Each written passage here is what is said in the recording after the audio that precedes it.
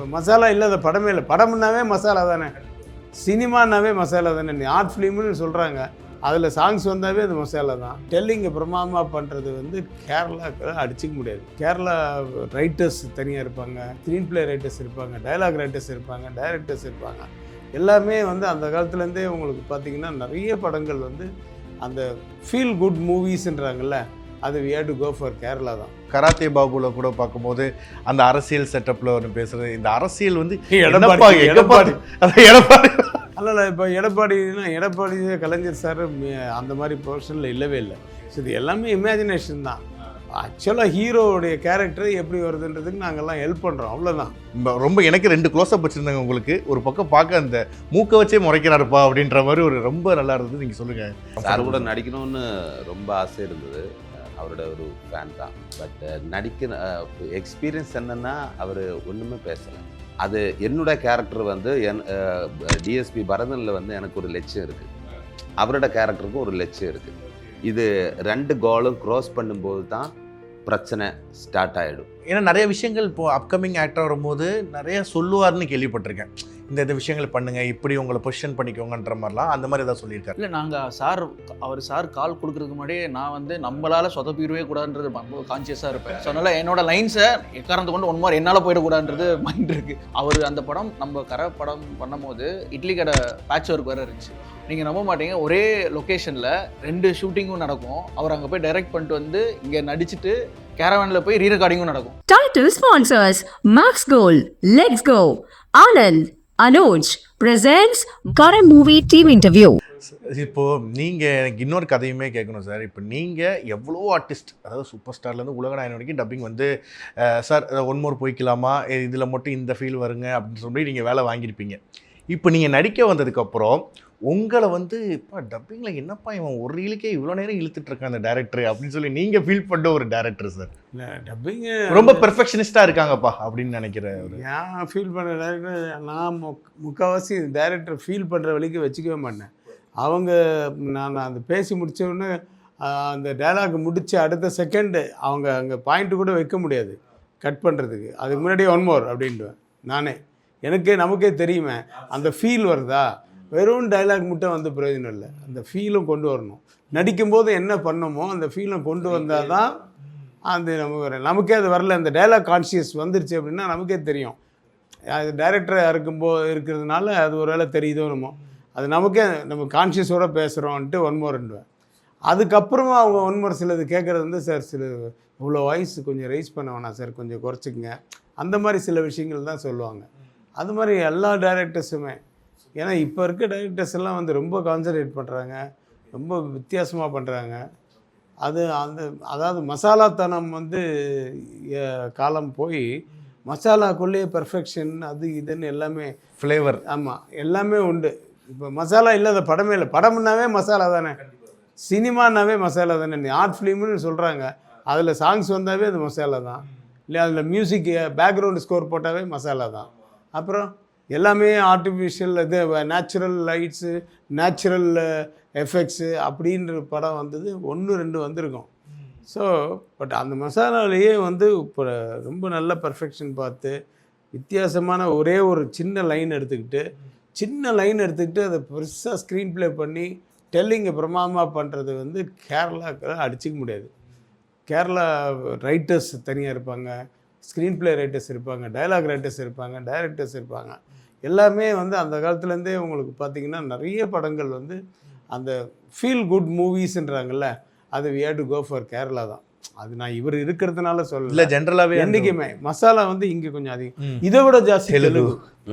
Correct. ஆமாம், அது மாதிரி டைரக்டர்ஸ் பர்டிகுலர்னு இல்லை. ஏன்னா விக்னேஷ் ராஜா கூட நம்ம ரொம்ப இதெல்லாம் பண்ணல, நம்மளே ஒன் மோர் சொல்லிடுறோமே அப்படின்னு. அப்புறம் சில இதெல்லாம் வந்து நான் ஏன் இப்படி பேசினேன்னா அப்படின்ட்டு நான் எக்ஸ்பிளைன் பண்ணால் கரெக்டு சார், ஓகே சார், அதை விட்டுலாம் சார் அப்படின்னு. அதான் சார். இப்போ உங்களை பார்க்கும்போது நிறைய கேரக்டர்ஸ் வந்து அரசியல் சார்ந்த, இப்போ வந்து நம்ம கராத்தே பாபுல கூட பார்க்கும்போது அந்த அரசியல் செட்டப்பில் ஒன்று பேசுகிறது, இந்த அரசியல் வந்து எடப்பாடி அந்த மாதிரி ஒவ்வொரு அரசியல் இது என்ன இந்த லுக்கில் நம்மளை கரெக்டாக இது பண்ணுறாங்களே அப்படின்னு தோணிச்சா சார் உங்களுக்கு? அதெல்லாம் ஒன்றும் இல்லை, அது நடிப்பு தானே சார். அதான். அது எதிர்க்க இருக்கவர் வந்து அவர் கலைஞர் சார் மாதிரி ஒரு வயசானவராக போட்டிருங்க, நாசர் சார் பண்ணார். அதனால் இப்போ எடப்பாடி கலைஞர் சார் அந்த மாதிரி போர்ஷனில் இல்லவே இல்லை. ஸோ இது எல்லாமே இமேஜினேஷன் தான். ஆக்சுவலாக ஹீரோவுடைய கேரக்டர் எப்படி வருதுன்றதுக்கு நாங்கள்லாம் ஹெல்ப் பண்ணுறோம், அவ்வளோதான். அது வந்து யாரையும் நம்ம இமிட்டேட் பண்ணணும் இல்லை, அவனோட ட்ரெஸ்ஸிங்கு அந்த பாடி லாங்குவேஜ் அதுதான் பண்ணது தவிர பாடி லாங்குவேஜ் எல்லாம் நான் எடப்பாடி சார் மாதிரி பண்ணல. எடப்பாடி சாரோடைய பாடி லாங்குவேஜ், அவருடைய சிரிப்பு அதெல்லாம் அவருக்கு தான் வரும். நம்ம மிமிக்ரி ஆர்டிஸ்டும் இல்லை இவர மாதிரி. அதனால் நான் அதெல்லாம் பண்ணல. அந்த லுக்கு மட்டும், அந்த கை இவ்வளோத்துல மடித்து வச்சுட்டு அந்த தலை வந்து பஃப் வச்சு வாரி அது மட்டும் வந்தது தவிர மற்றபடி நான் என்னுடைய பாடி லாங்குவேஜில் தான் பேசுகிறேன். Super sir. இப்போது தனுஷ் சார் அப்படின்னும் போது அவங்க நிறையா விஷயங்கள் இப்போ ஒரு ஆர்டிஸ்ட்க்கு அந்த கிவ் அண்ட் டேக் இருக்கணும்னுவாங்க. இப்போது அந்த டைமிங் வந்து கரெக்டாக பிடிக்கணும் டைலாக்கு அப்படின்னும் போது அது நம்மளுக்கே தெரியும், அந்த ஃபீல் ஓகே இந்த சீன் நல்லா வந்திருக்கு அப்படின்றது அது நமக்கே ஒரு ஃபீல் ஆகும். அந்த மாதிரி தனுஷ் சார் கூட இருந்த ஒரு எக்ஸ்பீரியன்ஸ், நீங்கள் எல்லாருமே ஒரு சீன் நடிக்கும்போது இது எனக்கு அவர் செம்மையாக அந்த ஒரு ஸ்பேஸ் அந்த கனெக்ட் இருந்துச்சு அப்படின்ற மாதிரி விஷயங்கள் சொல்லுங்கள் பிரதர். நீங்கள் 2 பேருமே ஷேர் பண்ணணும் மெயினாக. ஏன்னா நீங்கள் பயங்கரமாக பரதன்ற ஒரு கேரக்டரில் ரொம்ப எனக்கு 2 க்ளோஸ்அப் வச்சுருந்தாங்க உங்களுக்கு. ஒரு பக்கம் பார்க்க அந்த மூக்கை வச்சே முறைக்கிறாருப்பா அப்படின்ற மாதிரி ஒரு ரொம்ப நல்லா இருந்தது. நீங்கள் சொல்லுங்கள் அந்த எக்ஸ்பீரியன்ஸை பற்றி. அந்த ஒரு ஆர்டிஸ்ட் உங்களுக்கான சார் கூட நடிக்கணும்னு ரொம்ப ஆசை இருந்தது. அவரோட ஒரு ஃபேன் தான். பட் எக்ஸ்பீரியன்ஸ் என்னென்னா அவர் ஒன்றுமே பேசலை. அதுதான் ஒன்றுமே பேசவே மாட்டேன். ஏன்னா அது என்னோட கேரக்டர் வந்து டிஎஸ்பி பரதனில் வந்து எனக்கு ஒரு லட்சியம் இருக்குது, அவரோட கேரக்டருக்கும் ஒரு லட்சியம் இருக்குது. இது 2 கோலும் க்ராஸ் பண்ணும்போது தான் பிரச்சனை ஸ்டார்ட் ஆகிடும். அதுக்கு தான் பின்ன தான் கதை போகிறது. அதனால் அவரும் அதுவரையும் பேசவே இல்லை. ஆனால் அவ்வளவோ டெடிக்கேட்டாக அவ்வளோ இன்டென்ஸாக அவர் பண்ணும்போது நானும் ஆச்சரியப்பட்டே இருந்தது. என்னடா இது இவ்வளவு படம் நடிச்சு அவர் அவ்வளவோ டெப்த்தாக இன்டென்ஸாக ஒரு கேரக்டர் பண்ணுறது நான் பார்த்துட்டே இருந்தது. பெரிய எக்ஸ்பீரியன்ஸ் தான் அவரை கூட ஒர்க் பண்ணது. சூப்பர். அதான் இப்போது அந்த பேசிக்கவே இல்லை நீங்கள் செட்டில் அந்த அச்சோ அந்த சீன் அப்போ அந்த இது மூட காட்டும் போது, ஏன்னா தனுஷ் வந்து நிறைய படம் பண்ணிட்டாரு, ஆல் லாங்குவேஜஸில் பண்ணிட்டாரு. நல்ல டைரக்டர்ஸ்க்கு வெற்றிமாறன் மாதிரி ஆளுகிட்டையும் போயிட்டு நிறைய விஷயங்கள் கற்றுக்கிட்டாரு. ஸோ இவர் சொல்கிறது வந்து அந்த சைலண்ட்டாக இருக்கிறதுக்கு காரணம் அந்த கேரக்டருக்குள்ளேயே இருப்பார். அது வந்து ரொம்ப அந்த ஷூட்டிங் டயத்தில் வந்து பெருசாக இது பண்ண விட்டார். பிரேக் அப்படின்னா சார் நம்ம சாப்பாடு சாப்பிட்டு பாருங்கள் சார், உங்களுக்கு வந்து வெஜிடேரியன் தானம்மா, என் ஒய்ஃப் வந்திருப்பாங்க ஷூட்டிங்கு, வெஜிடேரியன் தானம்மா, உங்களுக்கு வந்து வெஜிடேரியன் தான் நான் எப்போவுமே வெஜிடேரியன் தான், நீங்கள் எங்கள் சாப்பாடு சாப்பிட்லாம் சார், உங்களுக்கு காரம் எவ்வளோ வேணும்னு அவன்கிட்ட சொல்லிவிடுங்க. இதெல்லாம் ரொம்ப சாதாரண பேசுவார். அது பிரேக் அப்படின்னு சொன்னதுக்கப்புறம் தான். டில் தென் ஹி வில் பி இந்த இது அந்த மூடில். அவரோட ஷெஃப் ஒருத்தர் இருக்கார், குமார்னு ஒருத்தர் இருக்கார். ஸோ அவர் வந்து வெஜிடேரியன் தான் தனுஷ் சார். பட் எங்களுக்குலாம் சார் வெஜிடேரியன் நினைக்கிறேன். எங்களுக்குலாம் வந்து நான் வெஜிடேரியன், ஒய்ஃப் வெஜிடேரியன். எங்களுக்குலாம் நான்வெஜ் டெய்லி வரும். ஸோ அதெல்லாம் ஒன்றும் பிரச்சனை. பட் அவர் கூட நடித்த அனுபவம் பார்த்தீங்கன்னா, ஏன்னா நிறைய விஷயங்கள் இப்போது அப்கமிங் ஆக்டர் வரும்போது நிறைய சொல்லுவார்னு கேள்விப்பட்டிருக்கேன். இந்த விஷயங்கள் பண்ணுங்கள், இப்படி உங்களை பொசிஷன் பண்ணிக்கோங்கன்ற மாதிரிலாம் அந்த மாதிரி ஏதாவது சொல்லியிருக்காரு? இல்லை, நாங்கள் சார் கால் கொடுக்குறதுக்கு முன்னாடியே நான் வந்து நம்மளால் சொதப்பிடவே கூடாதுன்றது கான்சியஸாக இருப்பேன். ஸோ அதனால் என்னோட லைன்ஸை எக்காரணத்தை கொண்டு ஒன் மாதிரி என்னால் போயிடக்கூடாதுன்றது மைண்ட் இருக்குது. ஸோ சார் வந்து நான் ஒரு இவ்வளோ எக்ஸ்பீரியன்ஸில் அவர் ஒரு கிளான்ஸ் பார்த்தாரே அடித்து இது பண்ணிடுவார். அண்ட் ஒரு எக்ஸ்பீரியன்ஸ்னால் படத்தில் ஒரு இடத்துல வந்து வேணாம் இப்போ சொல்லுவாங்க நினைக்க படத்தை பாருங்க. ஸோ இட் வாஸ் அவர் கூட நான் கேட்டிருக்கேன் நிறைய, சார் எப்படி சார் பார்த்தோன்னே எப்படி மெமரைஸ் பண்ணுறீங்க, உங்கள் ப்ராசஸ் எப்படி? இல்லைப்பா, ஃபஸ்ட்டு பார்க்கும்போது டைலாக்ஸாக ஏறும், அதுக்கப்புறம் டைலாக்ஸ் ஒன்று பின்ன ஒரு விஷயம் மாறும், தென் த்ரூ எக்ஸ்பீரியன்ஸ் உங்களுக்கு இது வந்துடும் அப்படின்னாரு.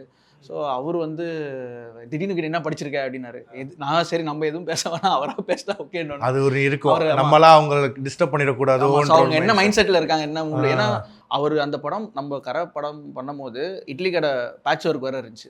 நீங்கள் நம்ப மாட்டீங்க, ஒரே லொக்கேஷனில் 2 ஷூட்டிங்கும் நடக்கும். அவர் அங்கே போய் டைரக்ட் பண்ணிட்டு வந்து இங்கே நடிச்சுட்டு கேரவானில் போய் ரீரெக்கார்டிங்கும் நடக்கும்.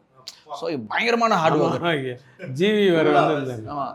ஸோ இதெல்லாம் முடிச்சுட்டு ஈவினிங் என்னோட ரூம் பக்கத்து ரூமில் தான் ஒரு ஜிம் செட்டப்லாம் இருக்கும். ஸோ டெய்லி இதெல்லாம் முடிச்சுட்டு ஜிம் ஒர்க் அவுட் பண்ணிட்டு தான் போவார். இதுதான் ப்ராசஸாக இருக்கும். சரி, அவர் மைண்ட் ஸ்பேஸ் அதில் கேப்பில் கீழே தியேட்டரில் போய் படம் பார்ப்போம். ஆமாம், நாங்களாம் போய் பார்த்தோம். அந்த காம்ப்ளெக்ஸில் மேலே ஹோட்டலில் ரூம்ஸு, கீழே வந்து shopping mall plus theatres. Night 11 மணிக்கு டங்குன்னு அடிக்க வரும் சார். ரூம்ல கம்ப்ளைண்ட் வந்துச்சு, தூங்கவே முடியாது.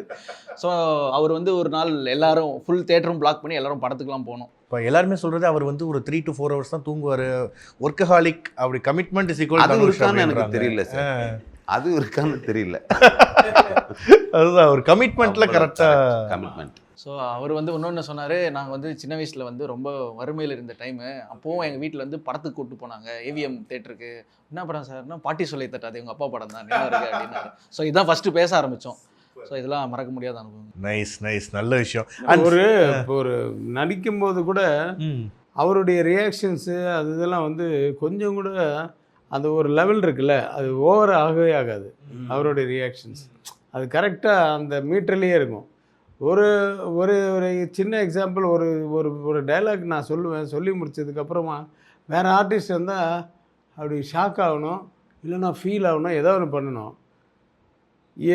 அவர் என்ன சொன்னார், சார் நான் போயிட்டுருக்கேன்ல, நான் அப்படியே நின்றுடுறேன் சார், நடந்துக்கிறவன் அப்படியே நின்றுட்டாவே அதுவே ஒரு ரியாக்ஷன் அப்படின்னாரு. போயிட்டுருக்கிறவன் அப்படியே நின்றுட்டாவே அது வந்து அதை ஃபீல் பண்ணுறான் அப்படிங்கிறது நல்லா தெரியும் அப்படின்ட்டு ஒரு மேட்ரு சொன்னார். அது டைரக்டருக்கும் பிடிச்சது, எனக்கும் பிடிச்சது. அது மூஞ்சி தான் காமிக்கணும்னு அவசியம் இல்லை, பாடி லாங்குவேஜில் கூட அதை காமிக்கலான்ட்டு அவர் சொன்னார். இதெல்லாம் வந்து எப்படி வருதுன்னா எக்ஸ்பீரியன்ஸில் தான் வருது.